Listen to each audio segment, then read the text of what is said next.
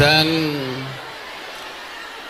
mainit at masayang pagbati po ng International Women's Day sa inyong lahat. Natatandaan ko po yun, March 8 dapat yon kahapon dahil birthday po yan ng aking kaisa-isang babaeng minahal sa aking buhay. Ito po.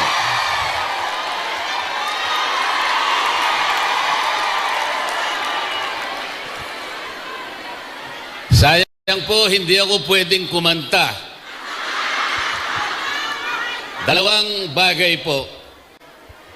Yung una, meron po kaming kaso ni Engelbert Humperdinck. Dinimanda niya po ako sa London sapagkat parehong-pareho ang boses namin.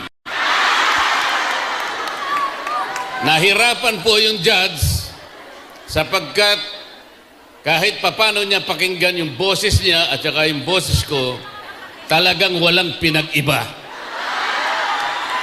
Sabi ng judge, mahihirapan talaga ako. Kaya ang gawin muna natin, kayong dalawa, kahit anong mangyari, huwag muna kayong kakanta. So meron pong temporary restraining order. Yung pangalawa po, nangako po ako kay PRRD na kung ako po'y kakanta, kailangan duet kaming dalawa.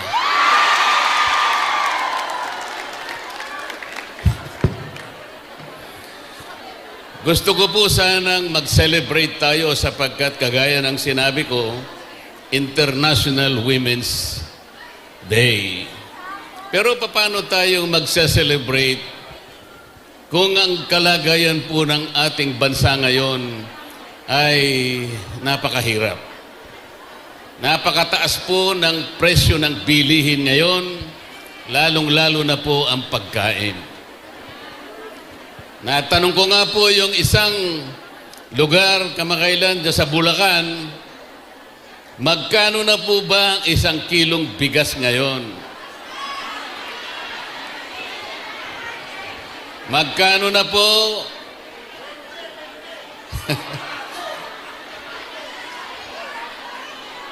Natupad po ba yung pangako?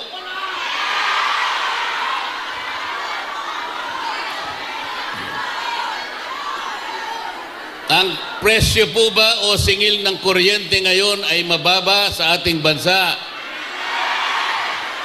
Ngunit ang pangako po ng batas, kailangan po maidulot sa lahat ng Pilipino ang kuryente, serbisyo ng kuryente sa murang halaga. Yan po ang pangunahing layunin ng batas na ginawa 24 na taon na ang nakararaan. Hanggang ngayon, kabaligtaran po ang nangyari. Ang singil po ng kuryente sa ating bansa ngayon ay pinakamataas sa buong Asya. At ang nakakalungkot pa po habang kayo ay nandito, alam po namin kayong lahat ay nagsasakripisyo sa inyong pamilya.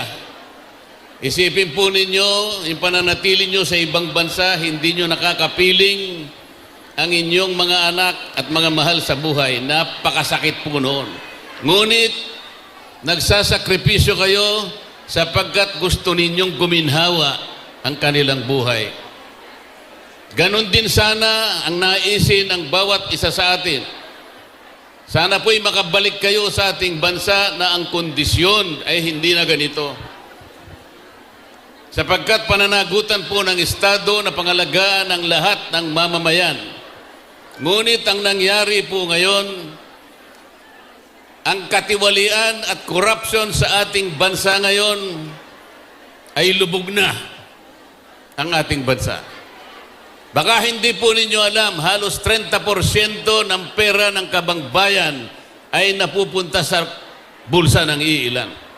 Ano po ang epekto nito sa atin ngayon? Lalong lumubha po ang kalagayan, kahirapan sa ating bansa. Bumagsak ang kalidad ng edukasyon. Bumagsak din ang kalagayan ng ating public service, transportation, communication, pati po yung pangkalusugan, wala na rin po. Paano po ngayon at paano natin naasahan na kayo'y isang araw ay babalik sa ating bansa sa ganitong kalagayan? Kailangan po ay pagtulungan natin. Ang una po nating dapat gawin ay pakaingatan natin ang mga boto natin sa susunod na eleksyon. Malapit na po yan. Malapit na po yan.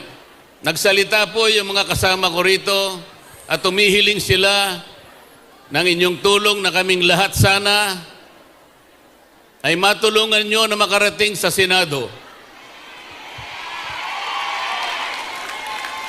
Ito lamang po ang tanging paraan para sa ganon, masolusyonan natin, marisolve natin ang napakalaking hamon at maraming problema ang kinakaharap ng ating bansa. Wala pong ibang paraan. Hindi po mariresolba ang problema ng bansa sa pamamagitan ng ayuda. Ito na lamang po ang pinangangalandakan nung isang team na tumawag sa amin na Team Suka. Yung ayuda po ay economically unsustainable. It is politically conflicted and it is emotionally disturbing. Bakit po? Hindi po ganito ang paraan para palaguin natin at ibangon natin ang ekonomiya ng ating bansa. Alam po ba ninyo kung pinagsama-sama natin ang lahat ng mga ayuda na binibigay sa ilan lamang nating mga kababayan, ito po ay aabot sa halos 200 bilyong piso. Pero hindi po nyo na itatanong ilan lamang ang nabibigyan. Hindi po lahat nabibigyan. Ang tansya po namin, 10% lamang ng mahihirap sa ating bansa ang nabibigyan. Sa makatwid, yung 200 billion na ayuda ay nasasayang lang.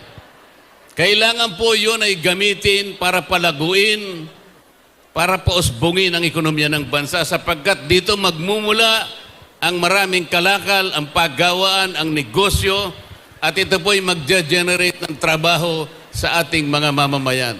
Dagdag na kita ang kailangan ng ating mamamayan. Yun po ang kailangan, hindi ayuda. Kaya ako lalapit po, sasabihin po ninyo ito, sa mga kababayan natin, sa mga kamag-anak ninyo sa ating bansa, kapag sila ay may daladalang ayuda, tanggapin po ninyo, ngunit huwag kayong magpasalamat sapagkat ang ibibigay nilang ayuda sa mga kamag-anak nyo sa Maynila, yun po ay pera din ng bayan. Galing po sa ating buwis ang ibibigay sa kanila. Huwag po kayong magpasalamat, sabihin po ninyo sa mga kamag-anak ninyo, ito po ay pera ng bayan na pinadaan lamang sa kanilang kamay para siguro ipaisip nila o ipagkunwari na akala mo galing sa kanilang bulsa. Hindi po. Sabihin po ninyo sa ating mga kababayan sa ating bansa, huwag po kayong masisilaw sa kislap ng konting salapi. Huwag ninyong ipagpapalit ang kinabukasan ng ating bansa. Huwag ninyong ipagpapalit ang dangal ng Pilipino. Yung 10,000 ibibigay nila, halimbawa, ang katapat po noon sa loob ng 6 na taon, 5 piso isang araw. 5 piso isang araw. Hindi po yan ang paraan para mabuhay ang ating mga mamamayan. Kawawa po sila, lalong-lalo na po kayong lahat na nandito. Tinutulungan po natin sila, ngunit hanggang kailan po ang pagtulong? Sa inyo't gusto ninyong umuwi rin at makapiling ninyo ang inyong mga mahal sa buhay. Dapat ang ating bansa maihanda natin, maitalaga natin sa mga kondisyon na kapag darating ang panahon na kayo'y uuwi, ang ating bansa naman ang gaganti sa magandang sakripisyong ginawa ninyo sa panahon ng inyong pananatili sa ibang bansa. Yun po ang dapat mangyari. Dapat makapiling ninyo ang inyong mga mahal sa buhay sa lalong madaling panahon. At sa pangangalaga ng isang bansa na nandun po lahat ang biyaya, kayang-kayang mabuhay ng marangal at disente ang ating mamamayan.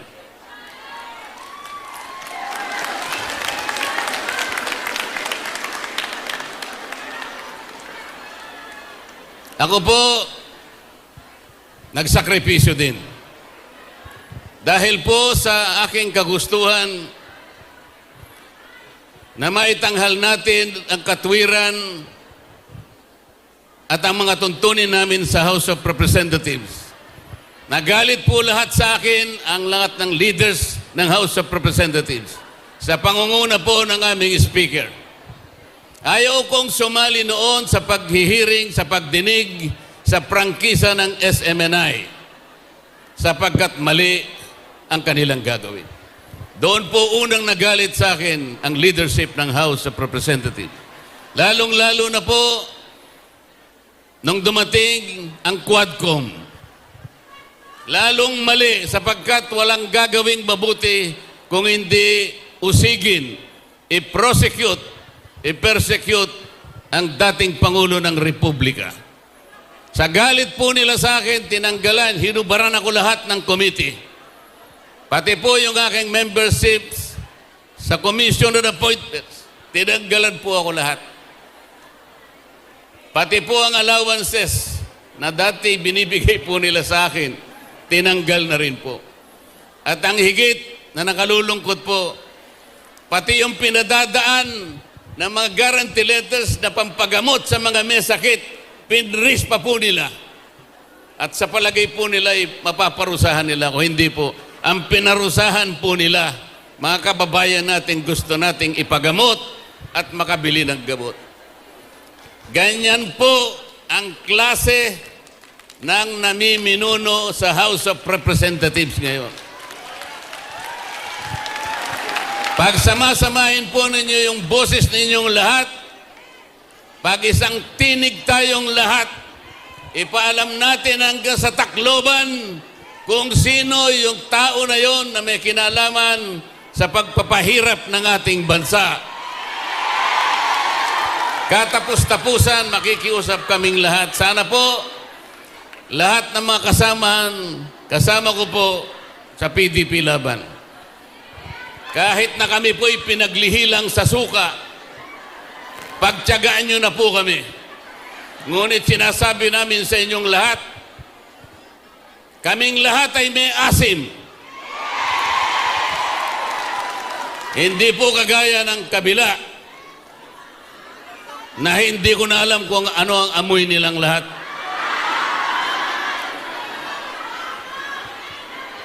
Salamat po sa dating Pangulong Rodrigo Duterte sa pagkakataong ibinigay niya sa atin para magkita-kita tayo sa araw na ito.